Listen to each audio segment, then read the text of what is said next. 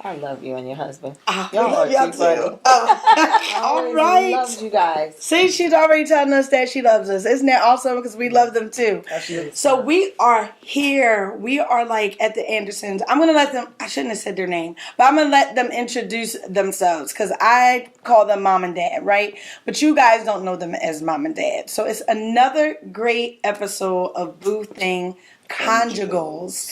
And everybody's always like, conjugals is not, look up the definition, it means relating to or pertaining to marriage. So that's what we're going to be doing today, having another conversation. We're going to let them introduce themselves, but I'm just so honored and I'm pumped. So I wanted this to be on camera so you guys can say that. Absolutely. We look up to them as just a model family and a good example. They probably didn't even know. See, we watch in secret. You know what I'm saying? All right, I'm George Anderson. I've been married for 46 years. Yes. I'll be 69 in 2 weeks. Go ahead. We have 2 sons, a daughter, and 7 granddaughters. Wow. And this is my wife. Hi, I'm Avery Anderson. I am a retired respiratory therapist, love and retirement. We make road trips. We have fun. You have Yes, fun. ma'am. Yes, we do. That is what I'm talking about. We have fun. We hang out. First of all, I just like hearing the fact that you guys have been married for so long. It's Yes. awesome. Like, we aspire to be on that level one day. So being able to sit and talk with people who have been doing it for 4 decades is awesome. Like, that's like 4 a decades. crazy accomplishment. So what was your Thought of first? it like that. Yeah, Yes, like, never it's a thought big of change. it like It's a- we were hype about our 1 decade and some change. Like, this is amazing. That's Oh my awesome. goodness. time. So what was your first impression of each other?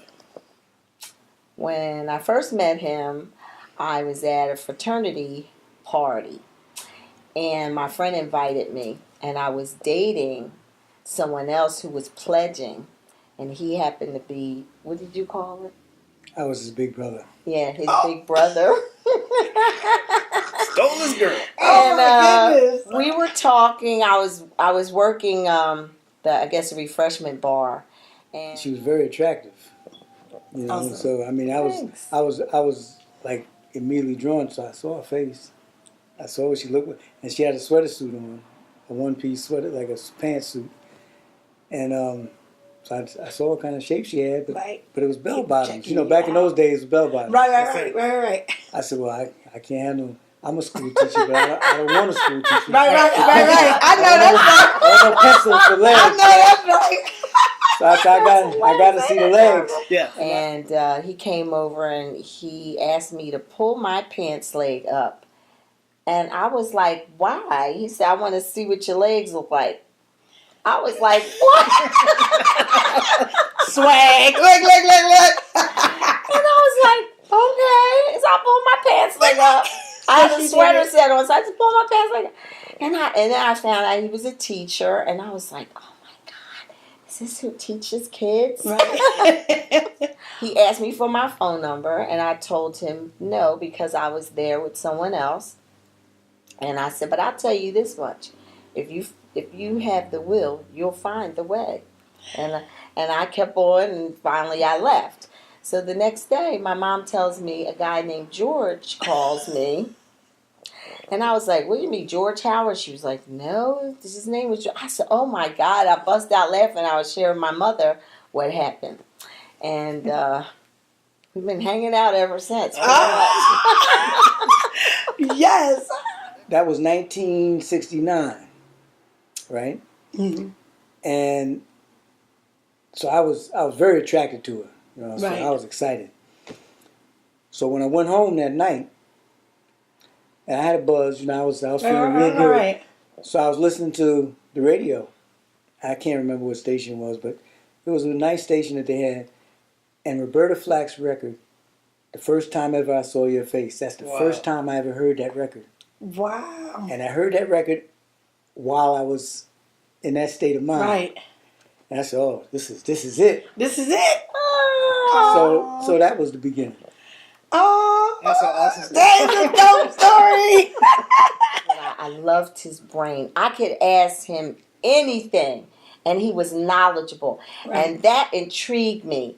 You know, Right. it wasn't, I mean, we were attracted to each course, other right. physically, that kind of thing.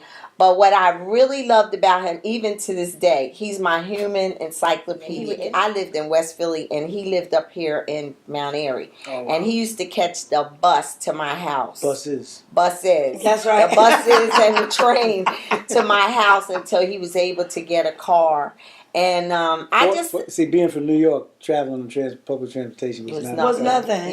Yeah. So, That you know, is and that awesome. was like really cool. He used to bring me flowers all the time. And if I was sick, he would bring me flowers or, you know, different things like that. So those kind of things I appreciate, you know. So it was just those little things like that that kind of began to mount up. And it really made me know that I really loved this man and I wanted him to be a part of my life forever. I'm all confused now. What's wrong? What am I? You know? Right. So Right, we really had to do a lot of growth Yeah. in the early years.